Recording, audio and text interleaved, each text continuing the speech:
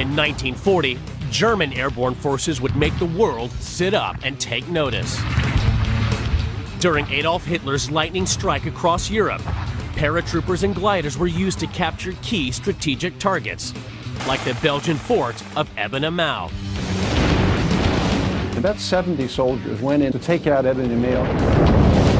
This airborne strike force stunned the 1,200-strong garrison into surrender. It was superbly done, and everybody was impressed. The idea is to surprise the other guy, and when airborne troops were first introduced, they really did surprise the other guy.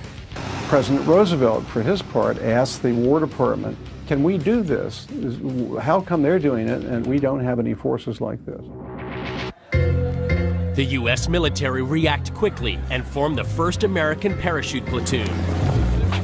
The Americans in 1940 started very modestly. We had a test platoon of 50 soldiers. Those parachute boys look as if they mean business. If they don't know how now, they soon will. All aboard. At Fort Benning, Georgia, America's first paratroopers were led by a visionary who saw the deadly of this new type of warfare, Major General William Lee. Lee's early role as an architect of the American airborne effort has led to his being called the father of the airborne. By the time America entered World War II, 2 airborne divisions had been trained. The 82nd, known as the All-American, and 101st, or Screaming Eagles. We were told that we were going to be the best, we were trained to be the best, and we were the best.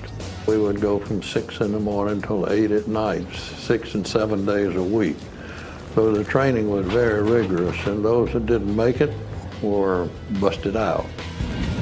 As soon as the paratroopers got their boots on the ground, they needed the deadliest weapons they could get their hands on. One weapon would prove to be the perfect match. It's a loud weapon, it's devastating, and it'll take down anything that it shoots at. It has a psychological effect on the enemy when they see that coming.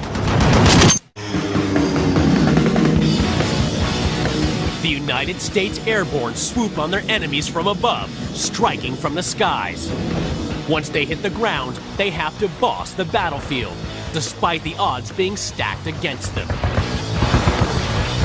Unlike conventional ground troops, backed up by heavy armor and supply lines, the airborne are highly vulnerable to counterattack. They have to use lightweight weapons with a portable punch, or whatever they can get their hands on in the battlefield.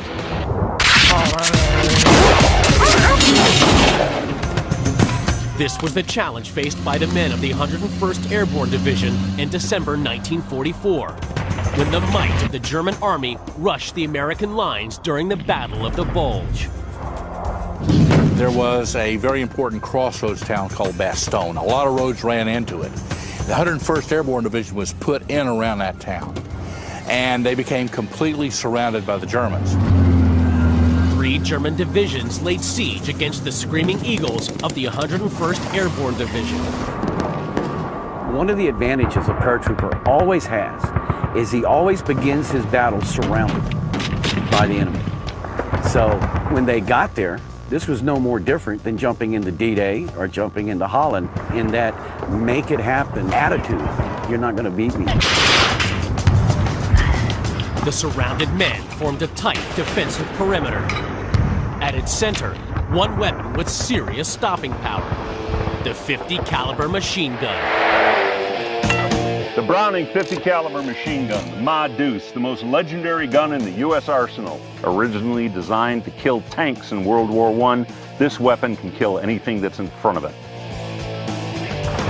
During this crucial fight in the Battle of the Bulge, the American defenders of Bastogne would get their hands on the 50 cal whatever way they could.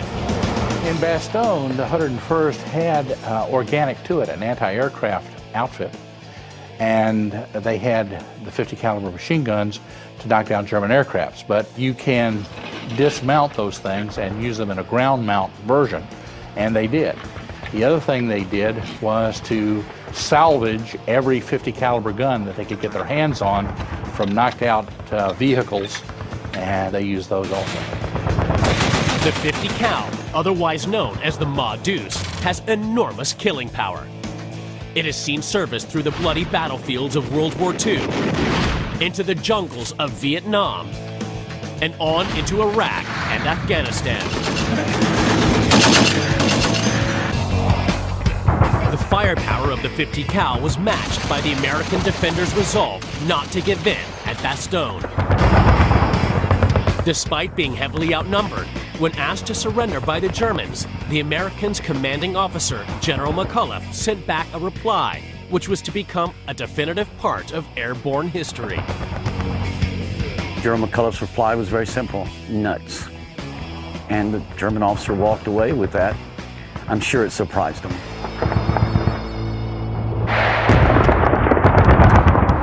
Four days later, the airborne were relieved. The awesome firepower of the 50 cal had played an essential part in holding their line. That and the airborne's never surrender attitude.